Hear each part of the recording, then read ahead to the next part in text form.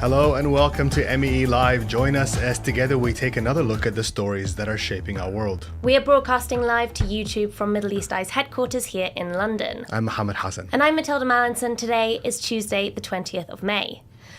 Big story today. Very, very big story. The UK government is taking action against the Israeli government over the starvation of people in Gaza, over the military expansion. It is an unprecedented move and not one that we've seen from this government before. No, and as we go to air, it's pretty close off the back of David Lammy's explosive speech in Parliament. But just because this rhetoric was there and some moves have been announced, that doesn't mean to say that it will be as pivotal as it might feel in this very moment in terms of the wider war on Gaza and the strategy of Netanyahu. Absolutely. And this government in the UK has been accused of complicity in what's happening in Gaza. They've been accused of providing diplomatic cover, but also military supplies to the Israeli government. Are these things changing? That's what we're going to be talking about. Yeah. And as you mentioned, this wasn't just a move by the UK government. It comes off the back of a joint statement from 3 US allies. It also includes Canada and France. Will we see further action from them? There are a lot of questions that this story raises. We will be looking at those questions. We'll be looking at them from a Palestinian perspective, from an Israeli perspective, and a global perspective. Yeah, stick around because we have two incredible voices. We have Gideon Levy, Israeli journalist, and we also have Mustafa Barghouti, a physician and most primarily one of the key vocal Palestinian political voices that we have with us. But first, let's take a look at the top stories of the day.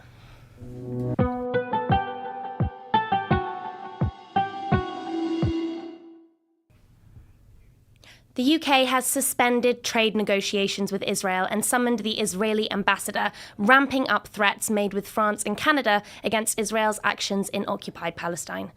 A joint statement from the 3 countries' leaders said, "We strongly oppose the expansion of Israel's military operations in Gaza and called the level of human suffering in Gaza intolerable." It also opposed expanding Israeli settlements in the West Bank. Israeli Prime Minister Benjamin Netanyahu, who has launched a ground offensive across the Gaza Strip after an 11-week aid blockade, accused the trio of giving a huge prize to Hamas, despite them also calling on the group to immediately release Israeli hostages. The statement by Keir Starmer, Emmanuel Macron and Mark Carney refrained from condemning Israel's offensive up until now, but warned that the denial of aid, as well as calls from some Israeli officials for mass Palestinian emigration, are in breach of international humanitarian law. While the statement threatens concrete actions, including targeted sanctions, should Netanyahu continue, critics in the UK point to ongoing military and technological support that could undermine diplomatic pressure. But UK Foreign Secretary David Lammy doubled down this afternoon and announced in Parliament new tariffs against West Bank settlers. I'm announcing that we have suspended negotiations with this Israeli government on a new free trade agreement. We will be reviewing cooperation with them under the 2030 bilateral roadmap. The Netanyahu's government's actions have made this necessary, Madam Deputy Speaker. Today, my honourable friend, the Minister for the Middle East, is summoning the Israeli ambassador to the Foreign Office to convey this message. A drop in the ocean. This is how the United Nations has described 9 trucks of aid Israel have allowed into Gaza after mounting international pressure. It is the first trickle of humanitarian aid that's been allowed into the besieged strip since early March, when Israel unilaterally broke a ceasefire with Hamas and cut off access to food, water, and medicine to more than 2 million Palestinians. This was followed by an international outcry, with a number of UN experts accusing Israel of using starvation as a weapon of war, a charge it has also defended at the International Court of Justice.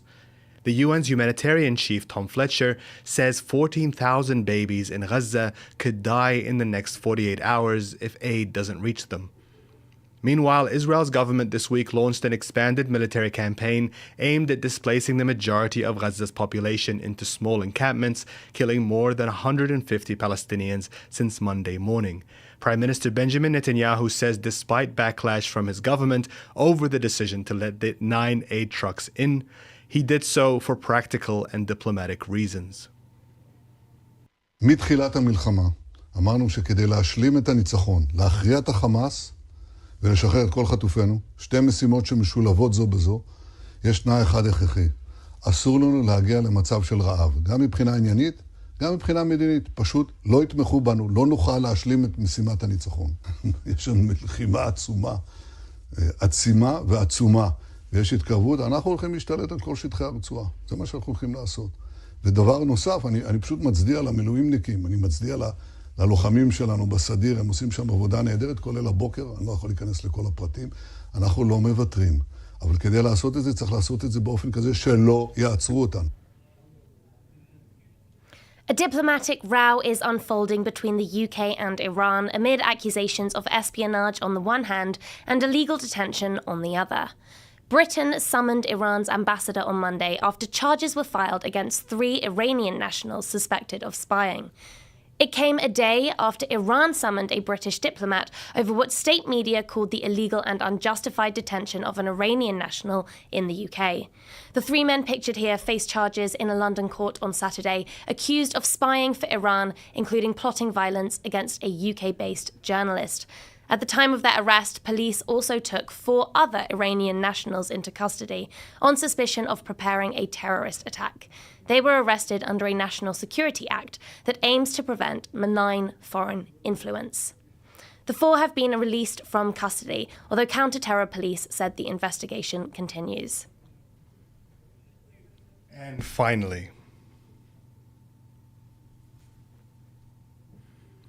Microsoft CEO Satya Nadella. How Microsoft is killing Palestinians. How about you show how Israeli war crimes are powered by Azure? As a Microsoft worker, I refuse to be complicit in this genocide. Free Palestine! Free Palestine! Free Palestine! Free Palestine! Free Palestine! This was a video of Microsoft CEO Satya Nadella being confronted by one of his own engineers at his company's annual developer conference over its ties to Israeli surveillance programs in Gaza. Firmware engineer Joe Lopez disrupted the keynote speech before he was dragged away by security. The protest was part of a growing movement of former Microsoft employees called No Apartheid for Azure. They accuse the tech giant of using its advanced cloud platforms to help Israel's army collect and transcribe conversations from the ground in Gaza, helping them find targets for their airstrikes. Speaking to Middle East Eye, Lopez said a growing number of staff have grown disgruntled from the lack of transparency from Microsoft's leadership. So many Microsoft workers are now stepping forward and saying that they don't support this and that they want a response from leadership to either say that this is not occurring or acknowledge that it's occurring and say that the steps that they're taking.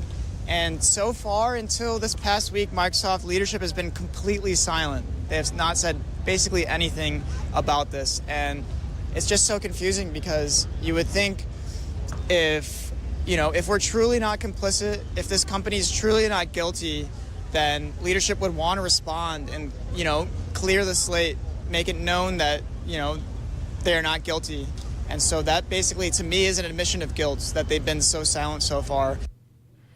That's our headlines. Stay with us as we turn now to Israel and Palestine, where we speak to senior Palestinian political figure Dr. Mustafa Barghouti.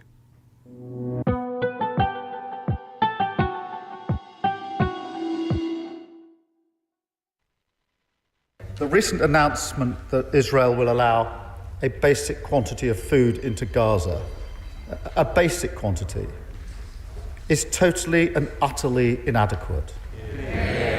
So we must coordinate our response because this war has gone on for far too long.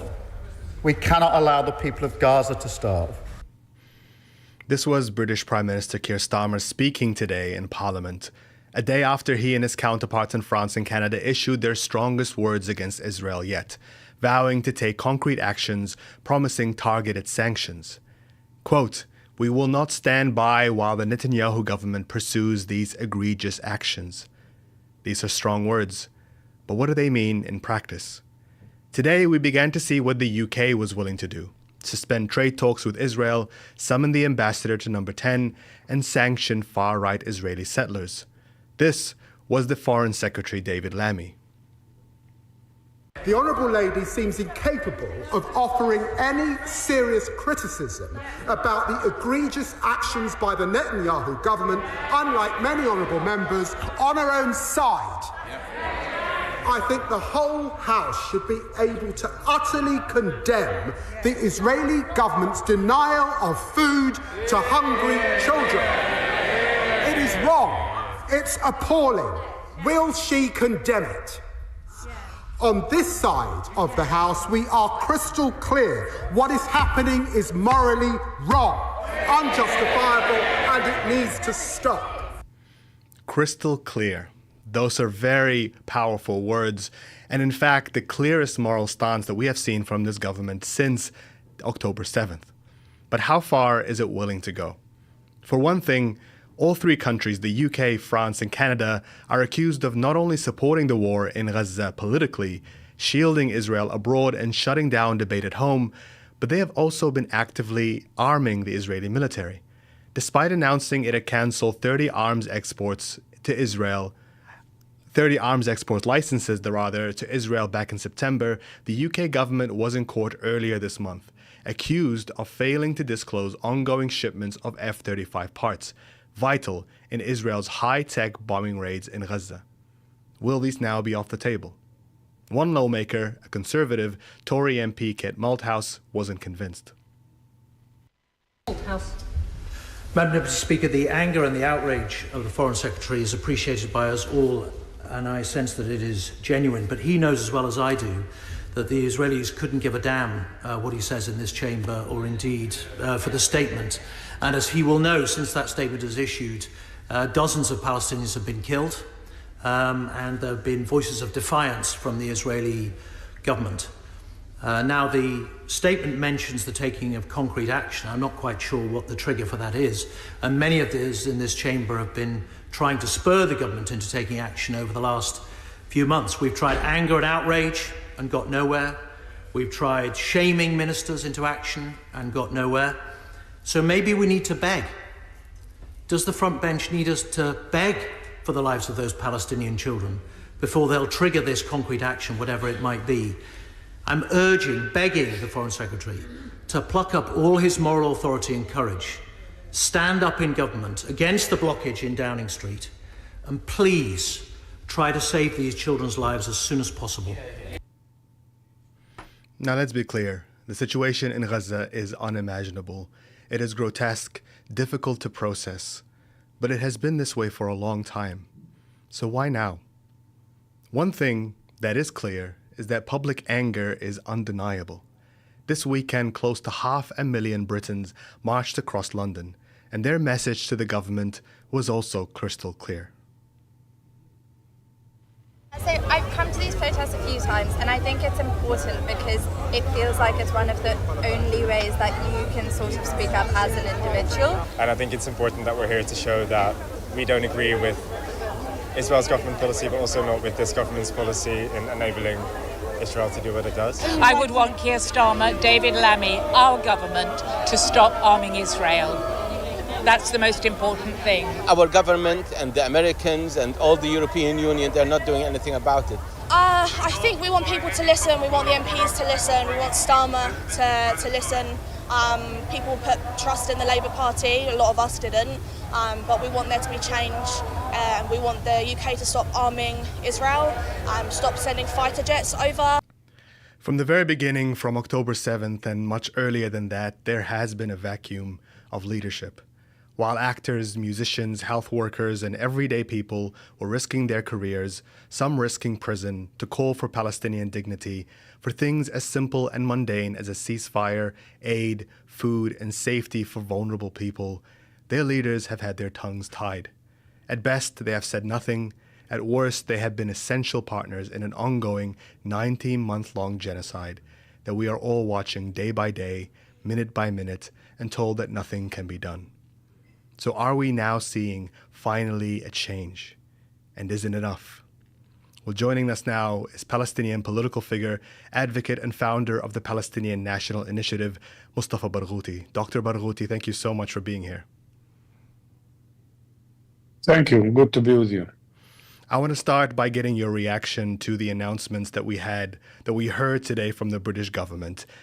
Are you happy to see this come from the UK? Is it anywhere near enough? Well, the page is changing and the situation is changing for sure.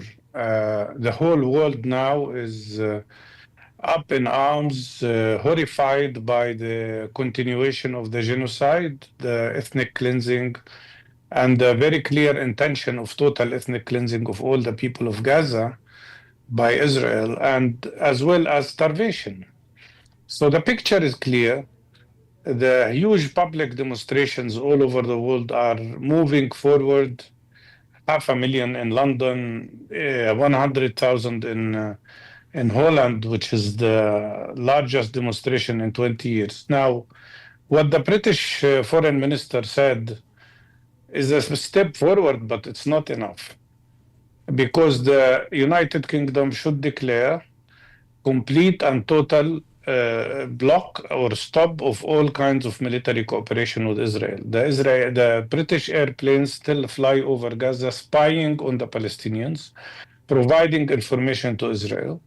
The United Kingdom still allows export of military equipment to Israel. Today, they declared they are suspending the discussion of a free trade agreement. That is good. But what we need is now full-fledged sanctions on Israel. And sanctions not only on a number of settlers, but sanctions on all of Israel till it stops. The only European country that went far enough up till now is Spain, which declared not only that Israel is a pariah genocide state, but more than that, they declared that they are cutting off all economic interaction with Israel. That's what we need now. And every minute that passes, we lose more children, we lose more lives, we lose more people. The destruction is beyond description. And time has come for the whole world to stop this mad fascist government in Israel.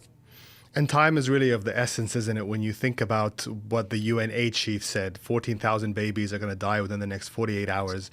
You are yourself a physician by trade. Just how bad is the situation right now in Gaza? It's absolutely bad. Already 200 children died because of starvation. 70,000 are on the edge of death because they're suffering from severe malnutrition. But more than that, Israel is not allowing vaccines into Gaza for 80 days now, which means Israel is provoking a biological warfare by provoking epidemics. We will very soon see poliomyelitis spreading, diphtheria, tetanus, probably measles and typhoid, and that is very dangerous because it can kill so many children whose immunity now is very low because of the malnutrition and because of lack of vitamins and lack of medications and lack of everything. So it's a very dangerous situation. So many people will die from diseases, from starvation, and from the terrible bombardment that doesn't stop. Our colleagues, I've been talking to our colleagues this morning, and these doctors and nurses told me, we don't know where to go. The bombardment is coming from everywhere. We go east, there is bombardment. You go west, there is bombardment. North, the same. South, the same. Where shall we go? There is no safe place. And they are not only using airstrikes, but they are also using the totally inaccurate artillery bombardment, which is horrible. I've seen the results of these bombardments in 2014. They are absolutely indiscriminate. And the problem is that most of the people who die are children and women. That's the reality of what's happening. A massacre, one massacre after the other. 500 people were killed in 3 days. It's 150 to 200 people every day, and it goes on. Now, Israel says it's planning to occupy Gaza completely now and level what's left in a final attempt to destroy Hamas.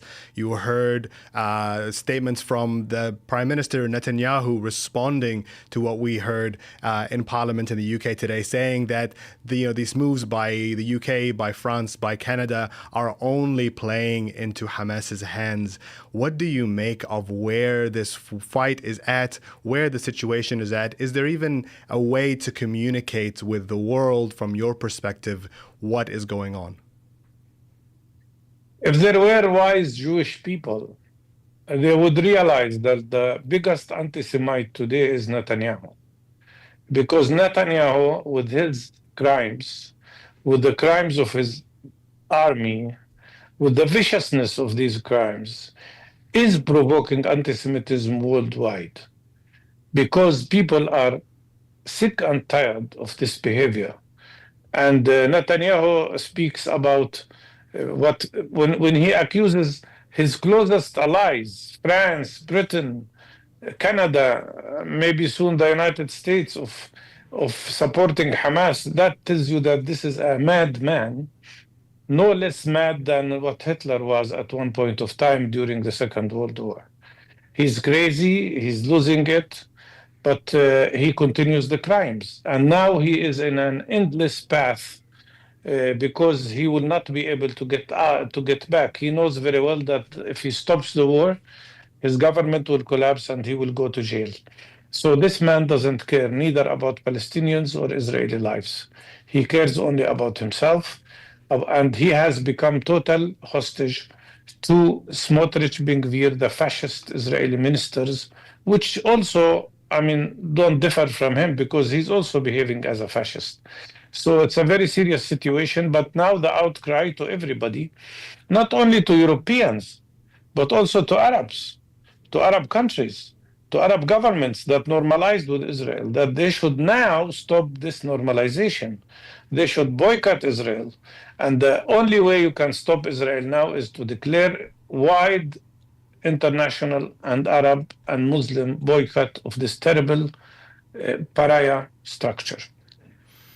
I want to ask you a bit of a sensitive question, Dr. Barghouti, and this is with respect to strong and powerful Palestinian voices such as yours that have been speaking out nonstop. But when we talk about the idea of leadership and, the lack of leadership that some people have accused Western governments of, certainly Arab governments, there has been a visible absence of a strong leadership voice at the top of that structure in Palestinian community, Palestinian government. Why do you think this is? Because the authority is weak and frightened. And yes, it has been silent in a way that is totally unacceptable. And the biggest mistake the Palestinian Authority is doing is not to implement immediately the Beijing Declaration, which was signed by all Palestinian groups, including Fatah, which would have developed a unified national consensus government, making it impossible for Israel to abuse the internal divisions. But unfortunately, up till now, the Palestinian Authority does not respond to our calls and even pressures to implement the Beijing Declaration. This is the way out of this passivity, and it's best for everybody. But yes, the reality is that the abstention from moving in the direction of unity has cost us a lot as Palestinians. And when we look at potential people that are coming forward or being put forward for that position of leadership, you look at somebody like Hussein al-Sheikh, who's a newly appointed deputy at the PLO of Mahmoud Abbas, who many people now see as somebody being groomed for that position to take over from him. What do you make of somebody like al-Sheikh? This is not a personal matter, whether it's Mr. Sheikh or anybody else. No leader can be imposed on Palestinians, and no leader will have legitimacy without two factors. One is to be a participant and a strong participant in the Palestinian national struggle, and second, to be elected and democratically by the people. What we lack is democracy. What we lack is democratic free elections, and we have to have them. I know now it's impossible during the war, but what we agreed about in Beijing was that immediately after the war, the national consensus government should engage in preparing for free democratic elections, presidential elections, legislative council elections, and hopefully elections for the Palestinian National Council. We need to give the people the right to choose their leaders. And no country in the world, no country in the region can impose on us who should be our leaders. Finally, Dr. Barghouti, you mentioned those large protests that we saw here in the city over the weekend, and many other countries. We saw massive protests taking place at The Hague as well over the weekend. And when you look at the current climate politically, when you look at what's happening in the West Bank, this vacuum of leadership that you described, what space is left for Palestinian self-determination in this current moment? We're much closer to self-determination than any time before. And we're much closer to getting our freedom than any time before. I know the cost has been very high. The price has been horrible. 62,000 people killed so far and 120,000 injured. 10% of the population. If this had happened in the United States, you would be talking about 33 million people killed or injured within the ranks of 19 months. It's a horrible price, but I think now, and you can see that from what's happening in the last 48 hours, there is a world revolution in demand of Palestinians' rights and in demand of Palestinian freedom. We are on the same path that Vietnam and South Africa and Algeria took, the road to freedom, and nobody can stop us. Dr. Mustafa Barghouti, thank you so much for joining us today. Thank you. Bye. Stay with us now as we turn to Israel with journalist and commentator Gideon Levy.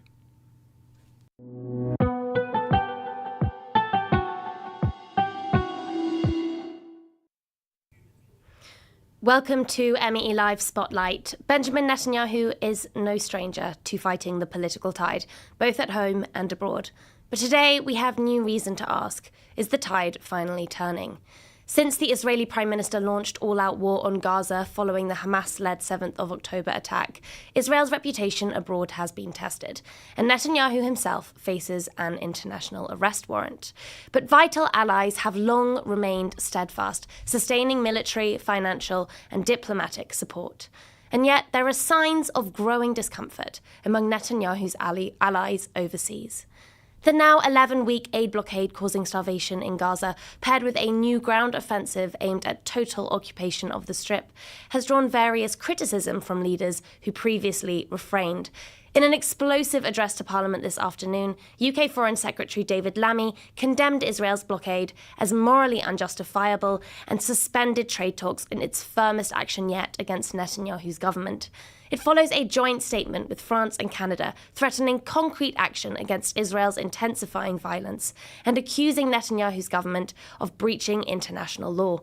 Their condemnation comes at a time of cooling support from US President Donald Trump, who over the past 2 weeks has stopped bombing Israel's Houthi enemies in Yemen, lifted sanctions on Syria despite Netanyahu's requests, and skipped out Israel on a regional tour.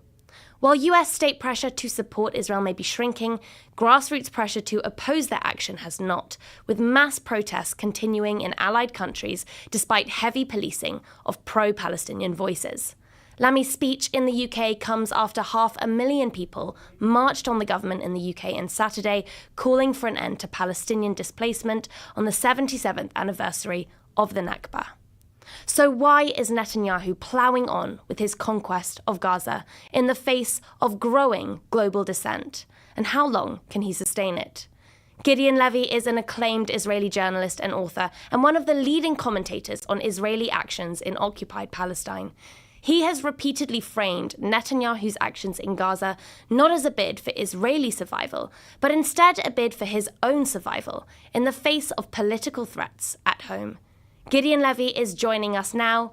Gideon, welcome to MEELive. Thank you for having me. What political threats does Netanyahu face at home, and how does war, if we can indeed call it war, protect him? First of all, we can't call it war because it's in this phase for sure just a brutal attack over rebels and uprooted people who are starving, who are dying, who are handicapped. I mean, I can't even describe it. There is no war right now and no fighting. Secondly, for Netanyahu, there are two motives here, and I don't know which one is more dominant. One is, yes, he's being taken hostage by the fascists in his government, and maybe he agrees with them. And he knows very well that if he stops this war, it will stop his political career. But in the same time, I give him the credit that he also believes in really transferring or genociding Gaza as a solution for the Palestinian people.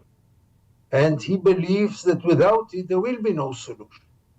So both go to the same place in which Netanyahu will continue as much as he can, as long as the world will let him continue with this bloodbath, unprecedented, at least not between Israel and Palestine, horrifying and devastating.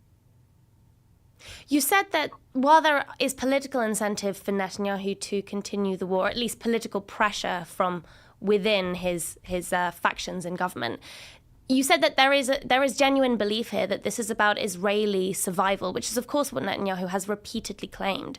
Is that what most people in Israel believe? Do they back this war or this genocide as essential for their survival? No, here Israel differs, and it is quite divided. There is a very, very strong sentiment to release the hostages. And for this sake, most of the Israelis are ready to stop the war. But they wouldn't care if after releasing the hostages, the war will be renewed in the same way, with the same massacres and crimes. But their first priority is releasing the hostages. There is a camp, which I hope is a minority. I guess it is now a minority, but a very big minority, which really is bloodthirst, which really wants this war to continue in order to kill more Palestinians, as many as possible. They don't hide it, by the way. For their sake, I must say, they say it clearly. I almost can say some of them feel some satisfaction by killing Palestinians. For them, there are no innocent people in Gaza, and therefore they all should be slaughtered. This is a part of Israeli society, obviously not the majority, but it's Netanyahu's political base. And Netanyahu's political base wants this war to continue no matter why and no matter in which price. What then happens to Netanyahu if this war comes to an end? If Netanyahu, is pressured by the US to not just accepting a ceasefire, but beginning talks for long-term peace plans for Gaza, what happens to Netanyahu politically? It depends much on the circumstances, obviously. If he will cover it up with some kind of plan for the day after, he might find himself new partners in his coalitions instead of the fascists. The center or the center-left might join him for a broader plan, a political, diplomatic broader plan, which he doesn't have and doesn't believe in. Therefore, it seems to be quite far-fetched. But if he will just surrender, give up, show weakness vis-a-vis the pressure, the international pressure, which will grow now rapidly, I hope, then he might lose the next elections. First of all, his government will fall apart. Then he has to go to elections. And in elections, there is no guarantee that he will lose, but there is a big chance that he will lose the next elections. But aren't the population in Israel getting tired of war? I mean, this is not just even a war against Israel. There have been strikes exchanged with Yemen, with Lebanon, with Syria. This has been going on for 19 months. I mean, is this really, really bolstering his support at home? Isn't it taking a toll on Israel's economy, on morale in the army? Look, his political base is so solid that nothing can affect it. They will support him, especially as long as he is leading Israel to war, to bloodshed, to mass killing of Palestinians. They will forgive him for anything and for everything. Like populist leaders, he has a very, very solid base of supporters who will follow him almost blindly. The problem is that this base is not enough. He needs to broaden it. And then all kinds of questions are rising, and then his future is not guaranteed. But his basic camp of supporters will go after him, whatever he does, as long as he does not stop the war, as long as he does not surrender, as they will see it, to the Palestinians. See, from the outside, it feels almost today as though there are signs that the tide is turning. Donald Trump has toned down his support. He skipped Israel on his Middle East tour. And today we have seen really, really strong words from the UK government. But we also saw earlier on the show an MP in the UK Parliament replied to David Lammy, our Foreign Secretary. He said, you know, we all know that Netanyahu doesn't give a damn what we say here in the UK Parliament. Is this true? You know, is this pressure, are these words hurting Netanyahu at home? Is it likely to alter his approach in Gaza? Unfortunately, this MP was right. Netanyahu doesn't give a damn to what people in the UK or elsewhere are saying. He would care a lot if the United Kingdom and others will turn from condemnations and quite hollow words into actions. Taking measures, this will have consequences, especially if it will really create a new situation in which Israel will not only be taken accountable for the crimes, but will also start to be punished for the crimes. And then it might create a pressure in Israeli society, who is not, all of it at least part of it is not ready to pay a price for this genocidal war. And then will be the moment in which the world will have an effect.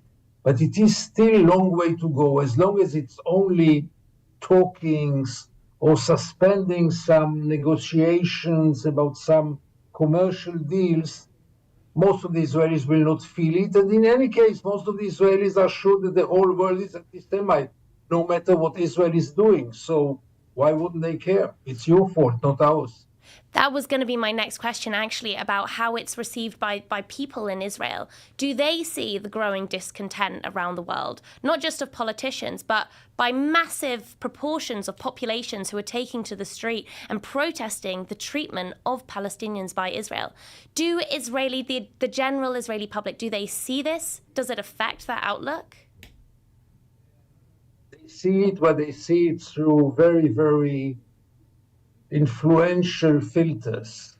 The Israeli media and other agencies made it very convenient for the Israelis to believe that those all are anti-Semites, those all want only one thing, and this is to exterminate the state of Israel. They want to push us to the ocean, no matter what we are doing. And therefore, if it doesn't matter what we are doing, then we shouldn't also take them seriously because they are anti-Semites. I mean, Israel, in a very sophisticated way, is moving the blame from itself, which should be the case, to its critics. It is you who are so wrong morally because you are anti-Semite. And it's very hard to convince an average Israeli that most of the critics are people of conscience who care even in many cases about Israel. But they can't see this war continuing and this mass killing and the starvation and the babies.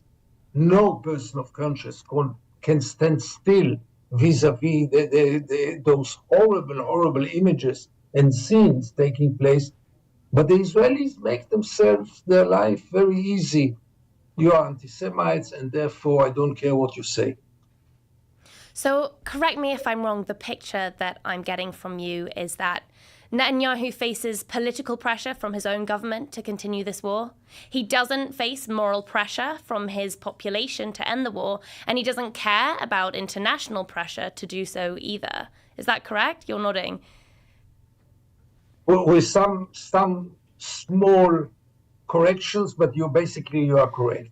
So then what? Netanyahu faces criticism, a lot of criticism, and protests and demonstrations non-stop going. The media, most of the media is totally against him. But this is not his political basis, and therefore he can ignore it. He does not need those so-called liberals and intellectuals and leftists and even center-leftists. He does not need them because they will not vote for him in any case. Right. So he can ignore them. Same for the international community. He can ignore the international community as long as it is limited to hollow condemnations, which Israel is going through for years, and with all the respect to the EU, to the UK, and in many cases also the United States, it never crossed this line of hollow condemnations. If the world will turn into actions, into taking measures against Israel, this can be a game changer, absolutely, and might bring the end of the war, and maybe even more than this. If one of the reasons that Netanyahu, is interested in prolonging the war is that, the people opposing the war are not his votership, and so therefore, as soon as the war comes to an end and there are democratic elections, he could lose power.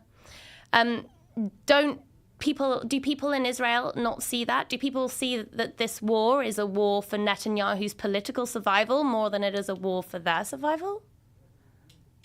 Many Israelis see it so, sure. At least half of them see it so, and the other half accepts Netanyahu and believes that Netanyahu is doing it for the sake of Israel, for the sake of security, and all kinds of nonsense like this.